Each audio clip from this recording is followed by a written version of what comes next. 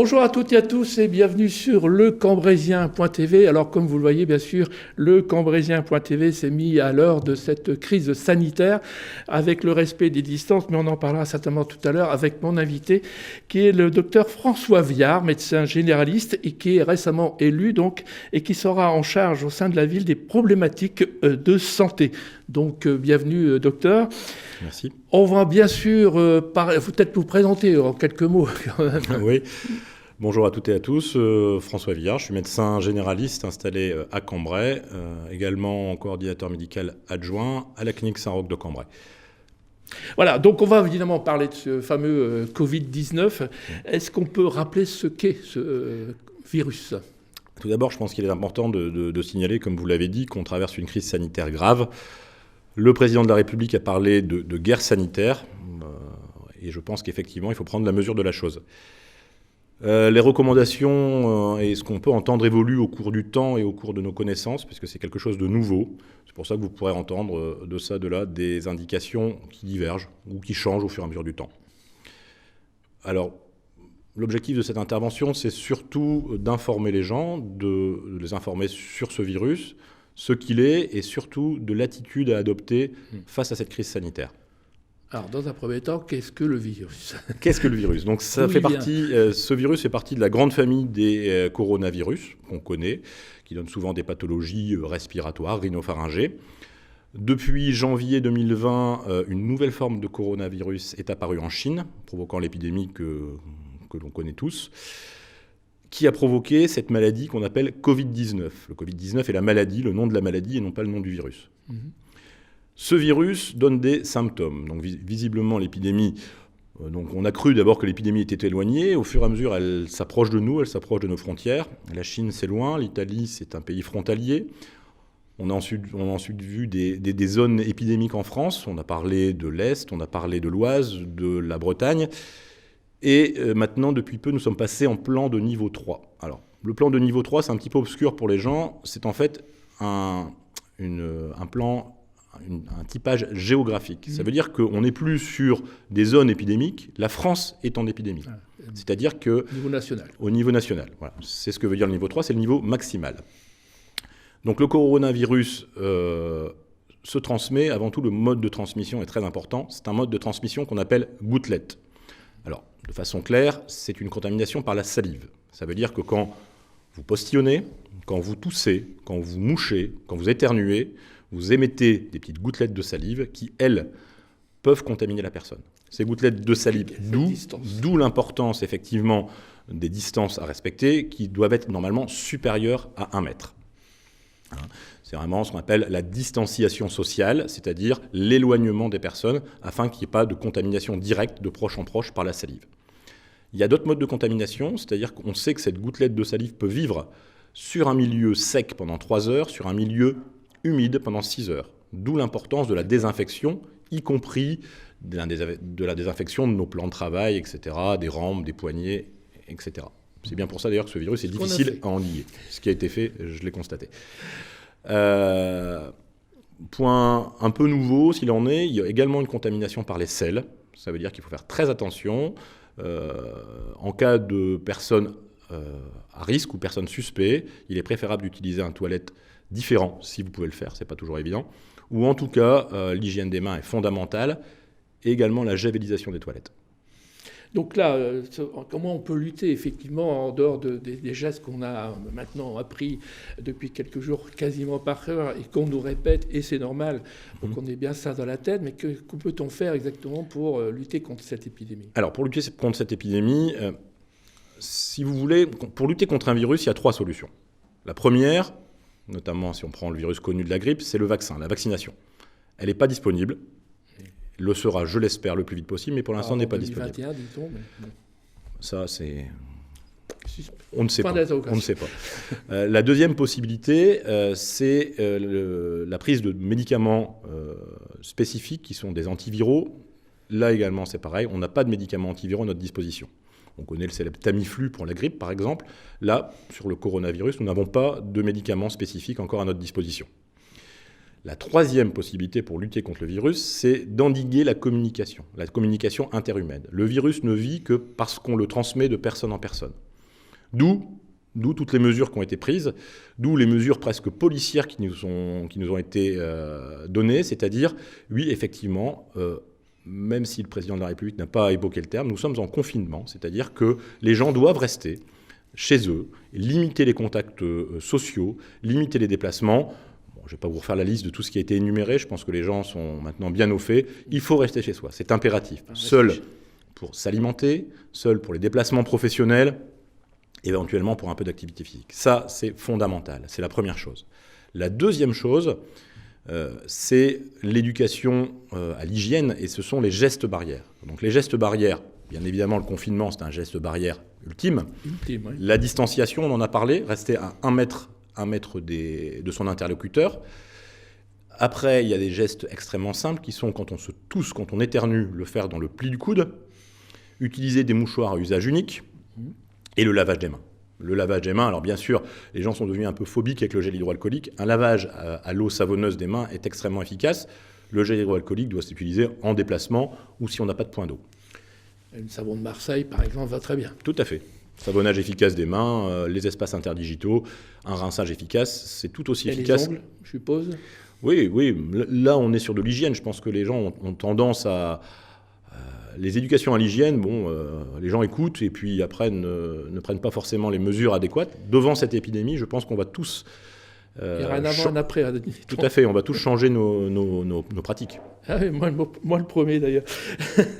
Alors, par contre, si on déclare les symptômes, que doit-on faire ? Alors, d'abord, quels sont les symptômes du coronavirus ? Ils sont extrêmement hétérogènes. C'est-à-dire que les symptômes du coronavirus sont d'abord la toux, une gêne oropharyngée, une toux sèche, une température, des symptômes généraux qui peuvent être des arthralgies, des myalgies, c'est-à-dire mal dans les articulations, mal dans les muscles, de la température, je pense que je l'ai dit, mais on peut également avoir des signes digestifs.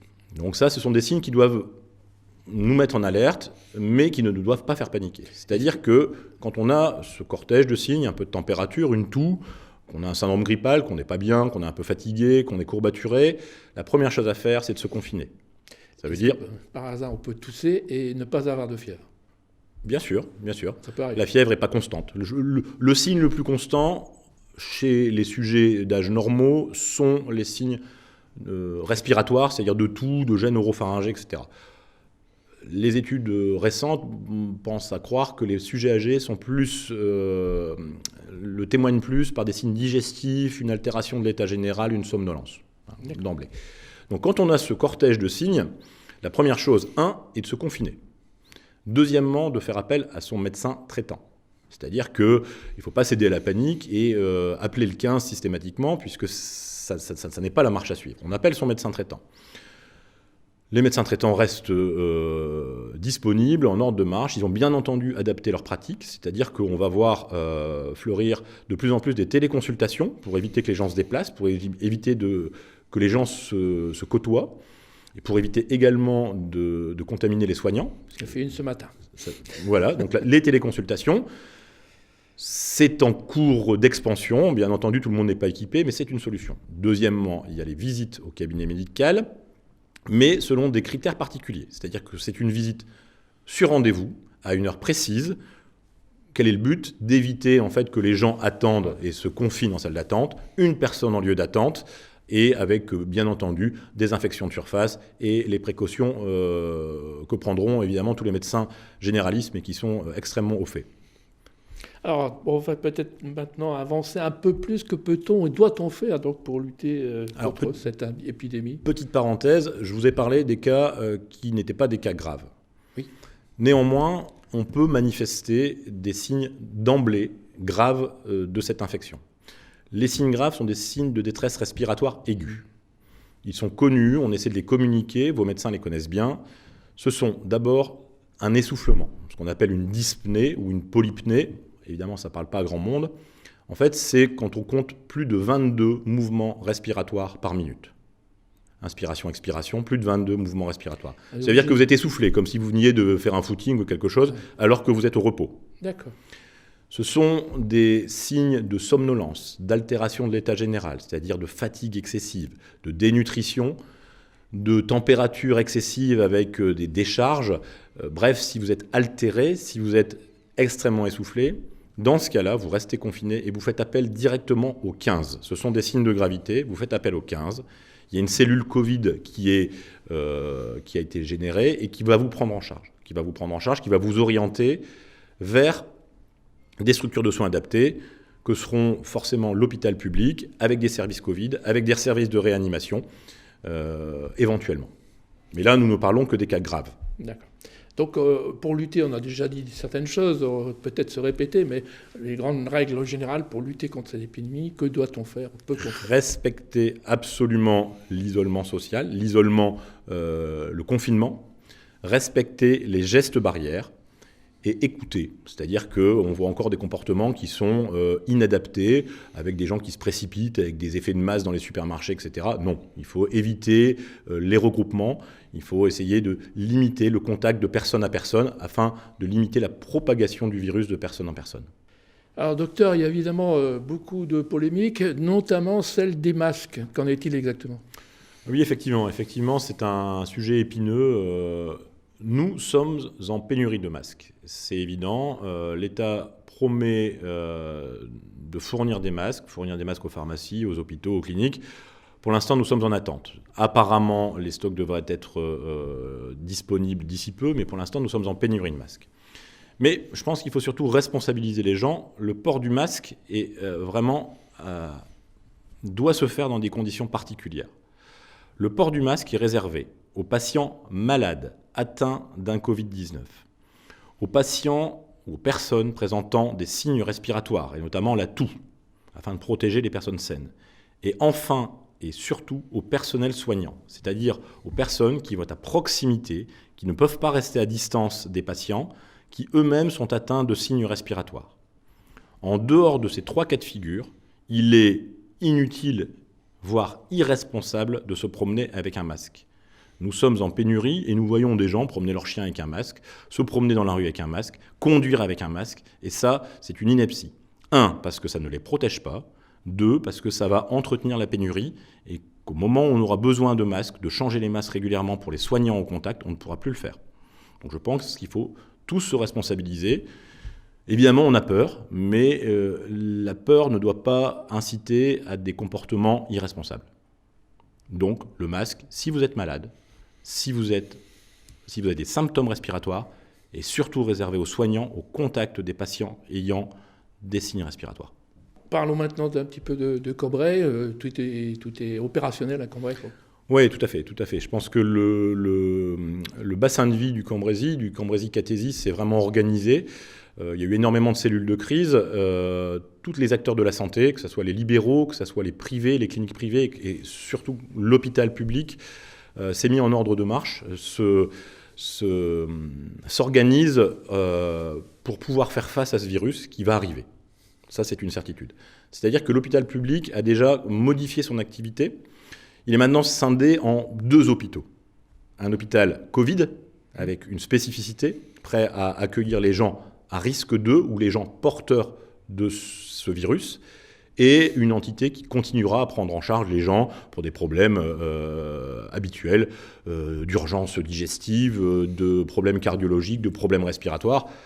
Il ne faut pas que l'arbre cache la forêt. Évidemment, le Covid nous préoccupe tous, mais le recours à l'hôpital public pour des pathologies autres reste possible. Alors, des examens annuels, par exemple, est-ce qu'ils sont décalés ? Non, je pense qu'on priorise les soins. La priorisation des soins, c'est avant tout ne faire que les examens qui sont obligatoires. C'est-à-dire que les examens programmés, toute la chirurgie programmée a été annulée et tous les examens programmés, que sais-je, une mammographie, une coloscopie de contrôle, etc., sont différés.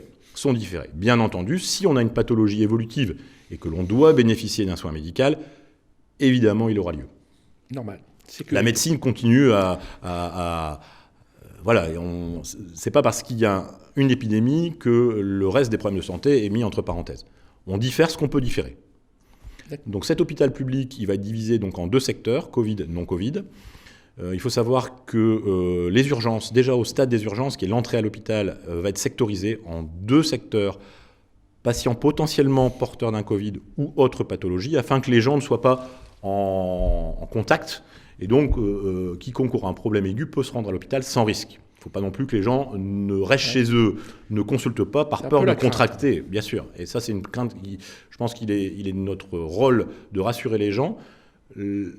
La médecine, j'allais dire ordinaire, les pathologies courantes continuent et seront traitées. D'accord.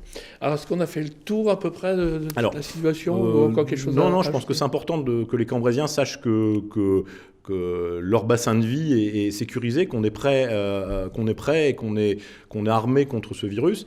Les lits de réanimation ont triplé, c'est-à-dire qu'on a triplé la capacité de lits de réanimation sur l'hôpital de Cambrai.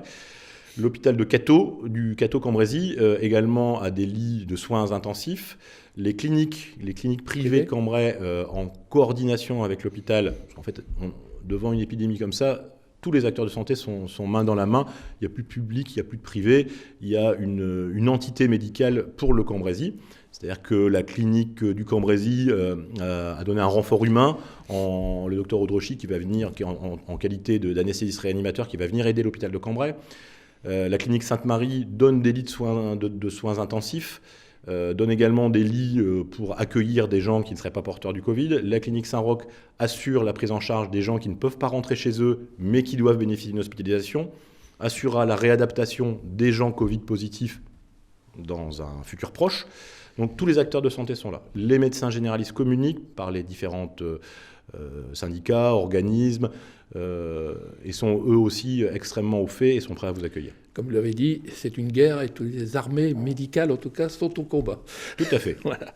Alors, on en termine là, mais avant, bien sûr, je vais vous rappeler que les services de la ville sont bien sûr ouverts, ils peuvent être joints pour tout problème. La ville a mis en place un service de garde pour les enfants, notamment et surtout, et obligatoirement d'ailleurs, pour les personnels soignants. C'est important de le signaler. Elle a également mis en place un service de portage de repas à domicile. Alors, les numéros que vous pouvez contacter vont s'afficher sous notre image. Et puis, je pense que là, on ne peut que conseiller évidemment de respecter à tous les Cambrésiennes et tous les Cambrésiens ce que vous venez de conseiller et de rappeler toutes les règles.